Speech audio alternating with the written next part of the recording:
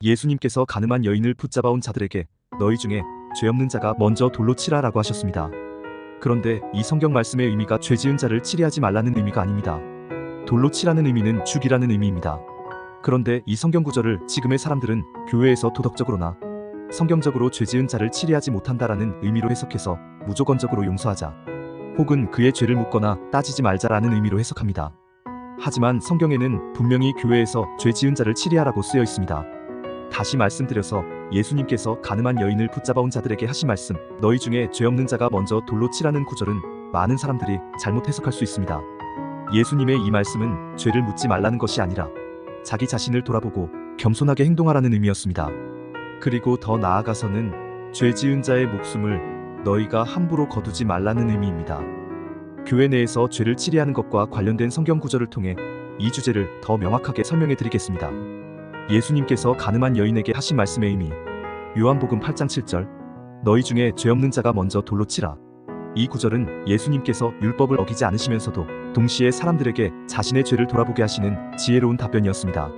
예수님은 가늠한 여인의 죄를 정당화하거나 무시하지 않으셨습니다. 다만 이 여인의 목숨을 빼앗을 자는 너희 중에는 없다라는 말씀을 하신 것입니다. 예수님의 이 말씀은 율법의 요구를 강조하면서도 죄를 판단하고 정죄하는 데 있어서의 인간의 한계를 드러내셨습니다. 성경에서 교회의 치리에 관한 구절들, 마태복음 18장 15절부터 17절, 내 형제가 죄를 범하거든 가서 너와 그 사람만 있는 데서 꾸짖으라. 만일 들으면 네가 내 형제를 얻은 것이요, 만일 듣지 않거든 한두 사람을 데리고 가서 두세 증인의 입으로 말마다 확증하게 하라.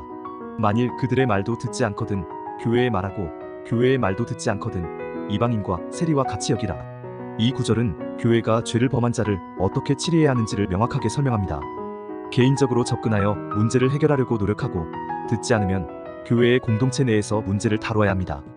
고린도전서 5장 1절에서 5절, 너희 중에 심지어 음행이 있다는 소문이 있는데 그것도 이방인 중에서도 그런 음행이 없으니 곧 그의 아버지의 아내를 취하였다 하는도다.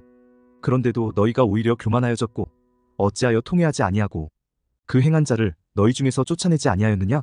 바울은 고린도 교회에게 명백한 죄를 지은 자를 치리할 것을 강하게 권면합니다. 이는 죄를 묻지 않거나 무조건적으로 용서하라는 의미가 아닙니다. 디모데전서 5장 20절, 죄를 범한 자들을 모든 사람 앞에서 꾸짖어 나머지 사람들도 두려워하게 하라. 이는 죄를 범한 자를 공개적으로 꾸짖음으로써 공동체 내에서 경각심을 일깨우라는 뜻입니다. 결론, 예수님께서 가늠한 여인에게 하신 말씀은 개인적으로 죄를 묻지 말라는 의미가 아니라 자신의 죄를 돌아보고 겸손하게 행동하라는 의미였습니다. 동시에 성경은 교회가 공동체 내에서 죄를 치리해야 한다고 명확하게 가르칩니다. 예수님의 말씀은 죄를 다루는 데 있어서 개인의 한계를 인식하라는 것이며 교회가 공동체의 질서를 유지하고 영적 성숙을 도모하기 위해 죄를 치리해야 한다는 성경의 가르침과 모순되지 않습니다. 교회는 사랑과 진리의 균형을 맞추어 치리를 수행해야 합니다.